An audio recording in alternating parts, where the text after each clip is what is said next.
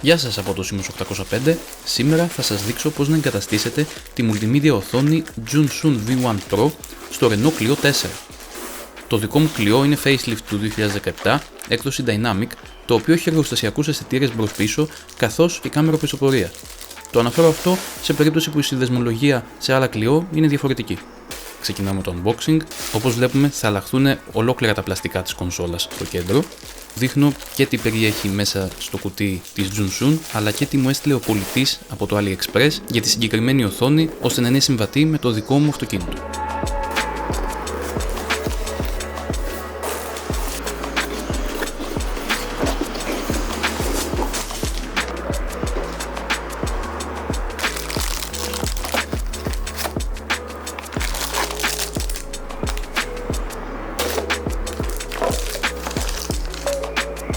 Αρχικά αφαιρούμε το μπροστινό πλαστικό πλαίσιο με τα χέρια.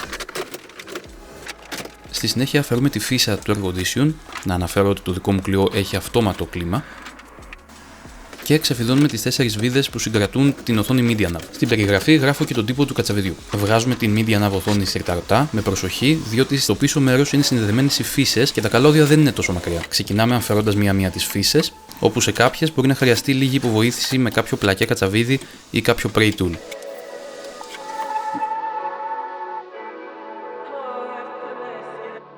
Στη συνέχεια ξεβιδώνουμε τις φύδες, οι οποίες στηρίζουν το πίσω πλαστικό της κονσόλας.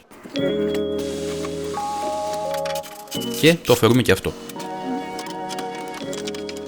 Εδώ ξεκουμπώνουμε τα κουμπιά των alarm και του κλειδώματος του αυτοκινήτου, τα οποία θέλουν ιδιαίτερη προσοχή και τεχνική, διότι έχουν κλειψάκια στο εσωτερικό τους, τα οποία είναι πολύ δύσκολο να αφαιρεθούν. Αφού τα ξεκουμπώσουμε, αποσυνδέουμε πάλι τις φύσες.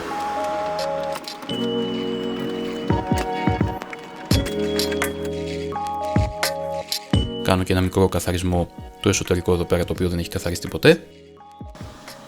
Και προχωράμε ξεβιδώνοντας τις 4 βίδες που συγκρατούν τα χειριστήρια του κλιματιστικού. Όλες αυτές οι βίδες μέχρι τώρα είναι ίδιες μεταξύ τους.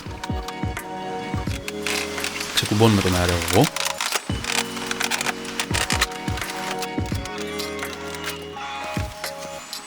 Και αφαιρούμε τα 4 κίτρινα αυτά κλειψάκια, τα οποία μετά θα επανατοποθετηθούν στο νέο μπροστινό πλαστικό της νέας οθόνης.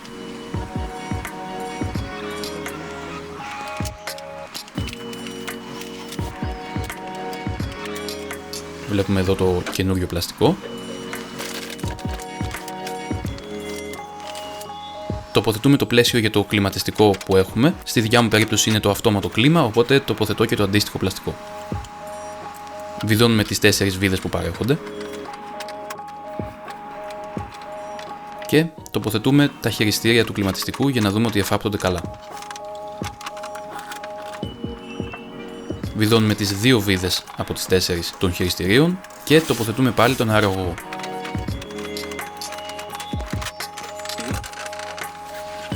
Στη συνέχεια τοποθετούμε το πίσω πλαστικό και βιδώνουμε τις βίδες.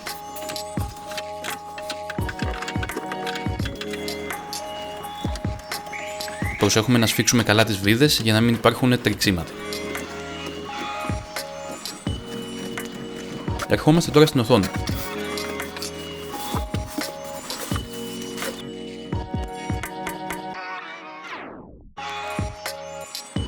Θα αποσυνδέσουμε το CAN Boost Decoder από τα καλώδια που παρέχονται στην οθόνη και θα το συνδέσουμε στα καλώδια που μας έχει στείλει ο πολιτής. Εδώ συνδέω την φύσα που περιλαμβάνει την κάρτα SIM και συνδέουμε τις υπόλοιπες φύσες. Να αναφέρω ότι κάθε φύσα είναι διαφορετική, οπότε δεν μπορεί να γίνει και λάθος.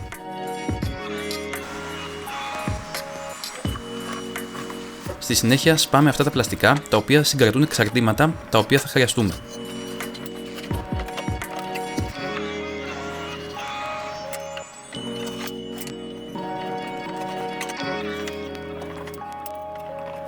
Και τοποθετούμε προσεκτικά την οθόνη, προσέχοντας να μην μαγκώσουμε κάποιο καλώδιο.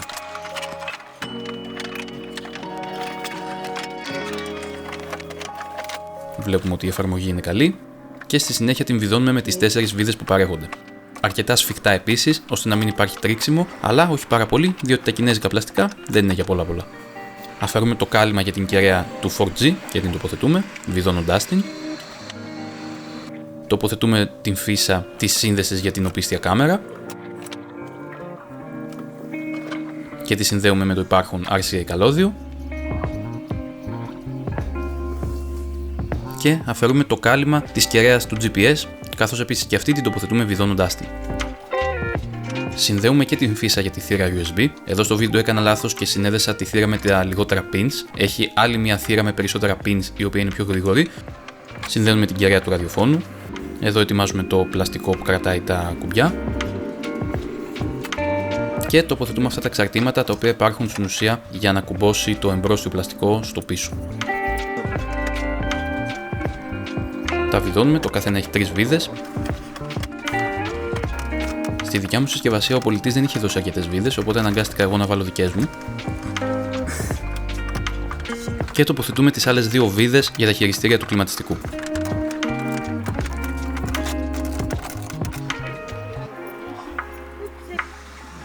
Τοποθετούμε τα πάνω κουμπιά στο στήριγμά τους. Και το βιδώνουμε με τις 2 βίδες. Τοποθετούμε πάλι τα κίτρινα κλειψάκια όπως ανέφερα πριν. Και ήρθε η ώρα να συνδέσουμε όλες τις φύσες. Όπως είπα, λάθος δεν μπορεί να γίνει, μιας και είναι διαφορετικές. Ελέγχουμε ότι η οθόνη παίζει.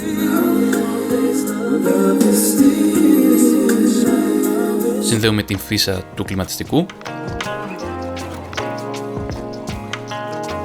Συνδέουμε τη φύσα για την κεραία του ραδιοφώνου. Να αναφέρουμε πως οι άλλες 2 μπλε και καφέ φύσες θα μείνουν ανενεργές, μιας και το μπλε καλώδιο είναι για την κεραία GPS του αυτοκινήτου, η οποία αντικαταστάθηκε, και το καφέ καλώδιο είναι για το DAB ραδιόφωνο, το οποίο δεν νομίζω ότι έχει χρησιμότητα.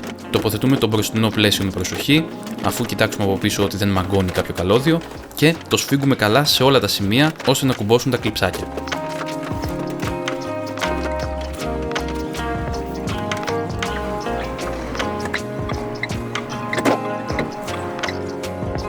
Πάμε τώρα να καταχωρήσουμε τον σωστό κωδικό CAN bus για το αυτοκίνητό μας. Στην περίπτωση των Renault είναι ο 117.